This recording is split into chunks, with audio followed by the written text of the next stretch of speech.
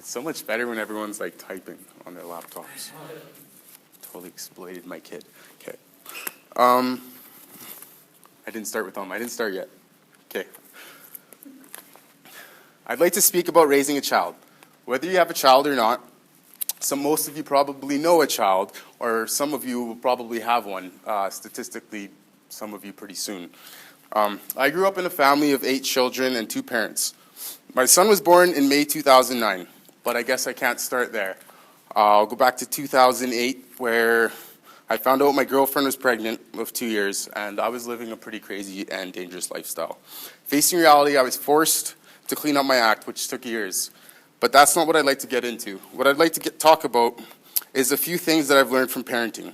By no means do I feel like I'm an expert in parenting, but I'd like to give my experience for the first 5 years of a child's life. The first year, actually the first day, is absolute madness. If I ever have another child, I'll stay in the waiting room with all the other experienced fathers. But I don't regret being there, because one of the most important things is for an infant to bond with the parents and its family.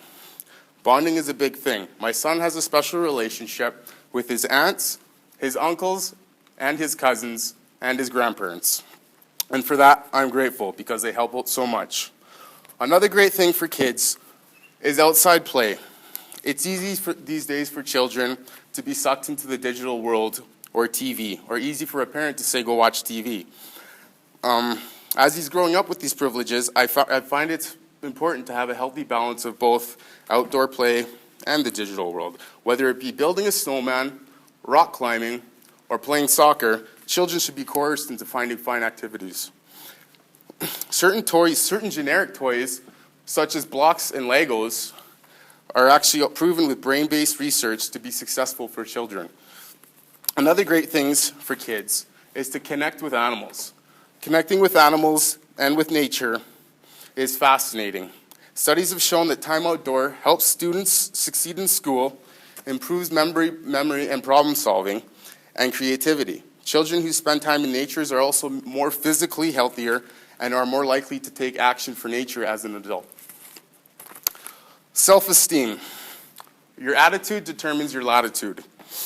Do I want my child to feel good about what others think of him, or do I want him to feel good about himself? And how can I model this? Teaching a child to be self-sufficient is a great way to boost their self-esteem. Things like learning to tie their shoes, potty train, are good confidence boosters. At age 5, I'm at the age where some of my friends tell me that I seem to be a little harsh with my kid. But I've seen how it teaches him self-sufficiency firsthand. Because if you give a man a fish, and he'll eat for a day. If you teach a man to fish, he will eat for a lifetime. I've also started emphasizing things like family values with my son, ancestry and pride. Him and I were able to attend a family reunion in Yellowstone National Park, and we will continue to do so every 2 years. I am a product of my environment. Nathaniel is a product of his environment. And I, as a parent, am responsible to provide a safe and healthy environment for him to grow up in. I believe that there's no right or wrong answer when it comes to parenting. All different forms and styles have been used around the world for thousands of years. And as long as you're not abusing the child, there's many ways to parent a child. I like this quote from Proverbs. Train up a child in the way he should go, and when he's old, he will not depart from it. Everything, every day is a learning experience. Raising him has become a family effort, as his mother is no longer really around. I always use the excuse of having to work because I had a kid. I applied for this course without putting much thought into it, and when accepted, completely had a shift of perspective and realized it was possible, and I was in a position to have family support to go to school. Since September, I've only had the opportunity to see him every 3 weeks, and it's tough. Though through the internet, I can be face-to-face with him at any time, any moment. Emotionally, physically, and financially, things can get tough, but he has become a driving force in my life, a motivator. One day, my child, most likely sooner than I expect, will find out from friends, family, or even the search engine online about some of the mistakes that I've made in my past.